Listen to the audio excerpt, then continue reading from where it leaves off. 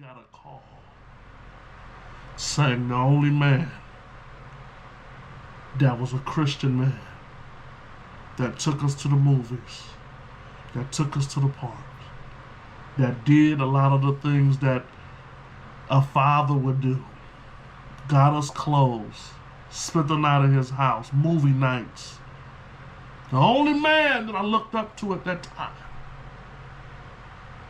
had got murdered in the streets of Oakland.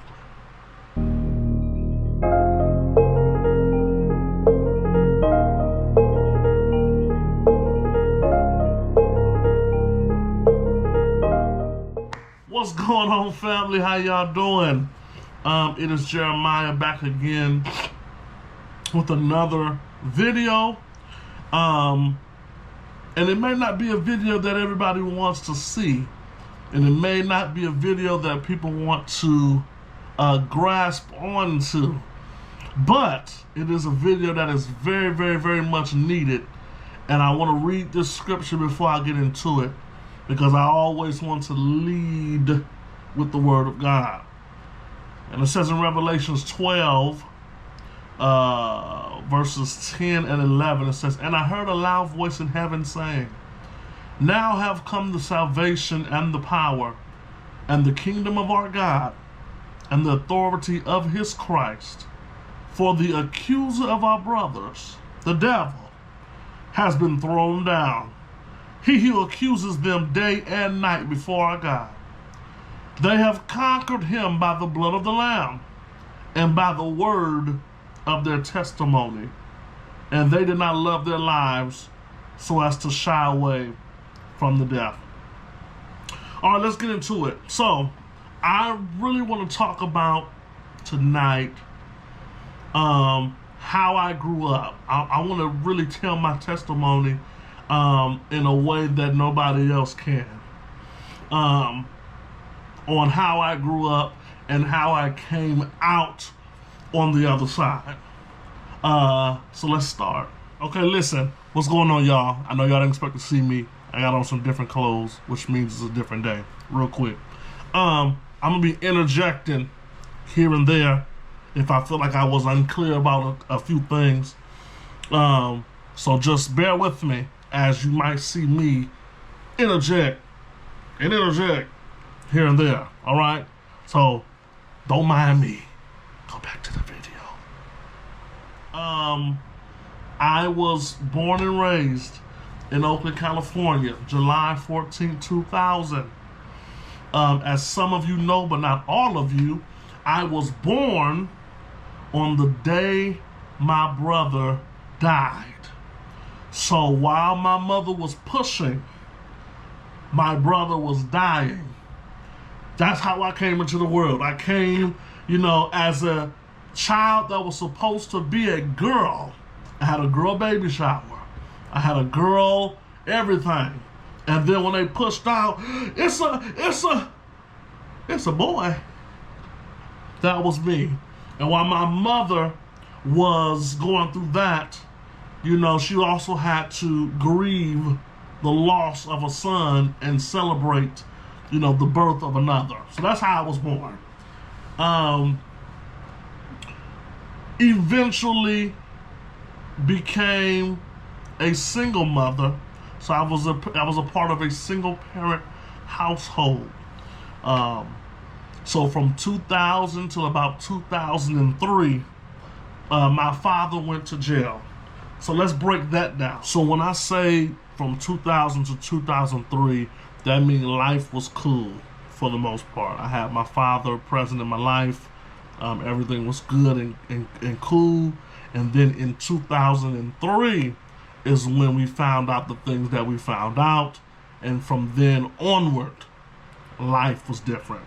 So from 2003, with the exception of my brother dying in 2003 was when everything pretty much got found out and everything happened. Because we oftentimes feel like what happened in their lives don't affect their seeds' lives.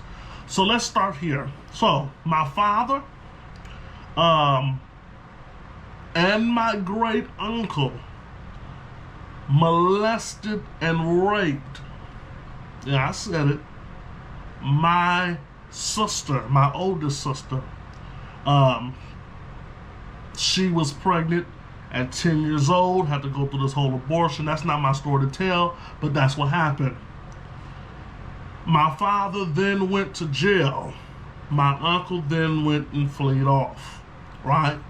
So while my father was in jail, that was the start of us having a single parent household. So when I say single parent household, I literally mean there was no father in the home. My mother and my grandparents raised me. And not only that, a part of my childhood was my nana on my dad's side, my aunties, and different uncles on my dad's side. So I had both sides of my family. It's just the father fracture started there. So, you know, people like to see the glitz and the glamour and, you know, where they see me now and how I, you know, came out on top. But that's where it started. Skip down through some years. My mother was dating a man, which is my youngest sister's father, who, while they were in the relationship, tried to care for us and tried to do things for us, but we eventually found out, at least I did, that it was one-sided once they broke up. This is one of the starts of the breakdown of the father fracture, right? So I'm already struggling with not having a father. My father is a registered sex offender. He can't be around children like that. And this is stuff I'm not even knowing, right? Father's a registered sex offender, can't be around children like that. And you got uncles, you got people that you're being around who did these things and you're not even knowing. So y'all have to take into account that my father was gone. My stepfather, who I thought truly cared for me and my siblings, actually only did it to be with my mama. Let's keep it, if we're gonna keep it a buck, let's keep it a buck. And after you wasn't with my mama no more, then it seems as all those years that I thought you were putting into me were gone. So imagine your father being gone, and then the man that you thought was stepping in disowns you. Oh, okay. Keep watching. Then you have a man who claims to be your stepfather, and years later when, you know, they break up, we get shunned away, right? So I'm starting to question myself in these moments. Well, God, is it me? God, did I do something wrong? Then you get parts where you struggle with your identity, right? Then you get parts where you struggle with your sexuality. Yeah, then you get parts where you struggle with suicidal thoughts. These are all the things that I had to go through when I was a younger child. I had to deal with these things. I had to address these things because of the father fracture, because I was raised in a house full of women. My grandfather was on drugs for several years. My uncle was on drugs for several years. Many of my uncles were on drugs for several years, and some to the day they died. So I have all of these things as a young boy, watching the men in my life disappoint me every time. Watching the men in my life seem as though they don't even care to put the pipe down, to take the needle out, and care enough for your family to stop all of that. So not only that, the only man at that time that I did look up to was my Uncle Matthew,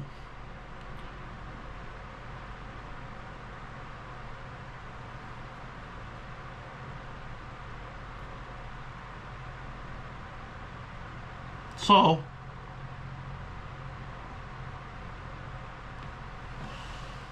the only man at that time that I looked up to was my Uncle Matthew. In 2008, June 21st, 2008, we got a call saying the only man that was a Christian man that took us to the movies, that took us to the parks, that did a lot of the things that a father would do, got us clothes, spent the night at his house, movie nights. The only man that I looked up to at that time had got murdered in the streets of Oakland. Not doing nothing wrong, just taking his family out to get something to eat. Got caught in the crossfire, dead on the scene.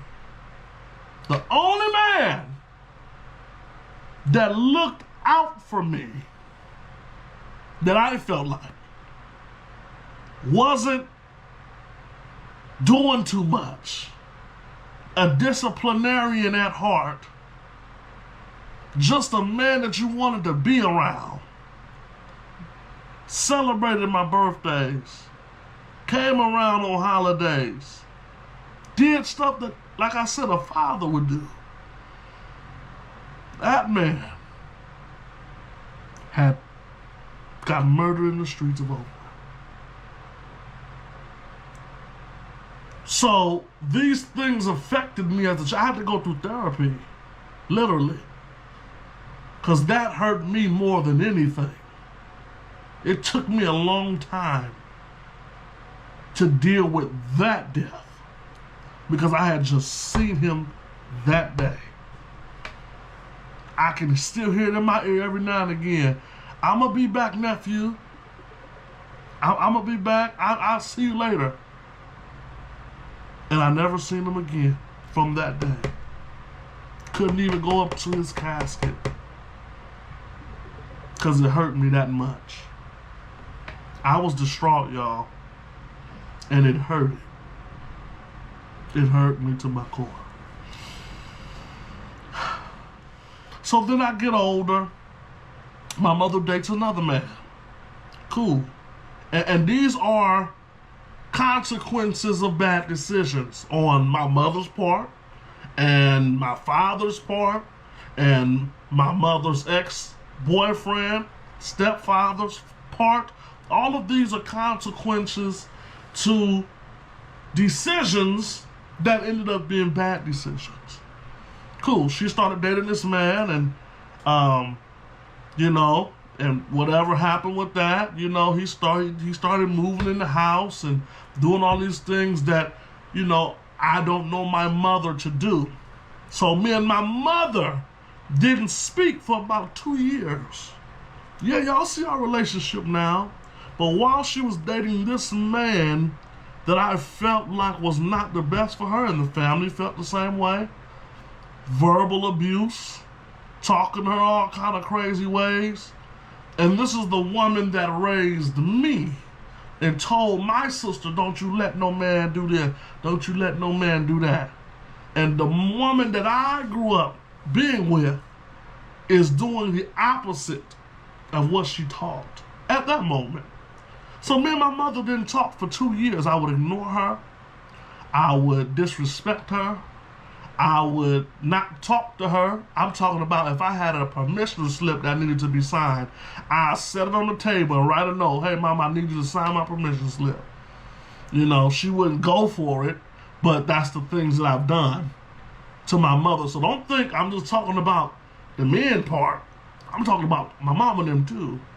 Then you have my grandmothers and my aunties. They got different family secrets that's still coming out or that's coming out. And you're like, what?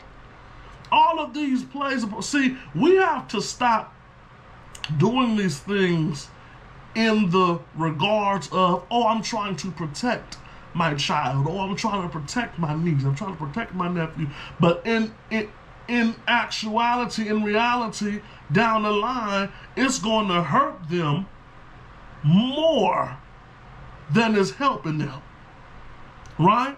So, me and my mother didn't talk for 2 years. We're doing this thing. We finally get back on track, or so I thought. And then all of a sudden, this man puts his hands on my second youngest sister, and I lost it. So when I say he put his hands on my sister, I was in my room changing my clothes. She was in the room doing whatever she was doing. Her and my youngest sister, they shared the room. All of a sudden, you know, he comes in the house. Already didn't like the nigga in the, already didn't like dude in the house. He came in, he's sitting, my sister says something to him, smart or whatever. He literally goes in there and tries to choke her out. As long as I'm breathing, ain't nobody putting their hands on none of my siblings. Nigga, what? Oh, ooh, had a flashback. But you don't do that. I don't care who you are. You ain't putting your hands on none of my siblings, my mama, my grandma, nobody. None of y'all. Back to the video. Gave him a 2-piece, body slammed him, and didn't want to have nothing to do with my mama no more. Like I said, we eventually got back on track. We forgave each other. We went through that healing process, that delivering process. So now I'm in a season of transition. What does that mean? That means everything that once was, things I used to do, places I used to go, have been changed. Everything is different now. My normal routine has been interrupted.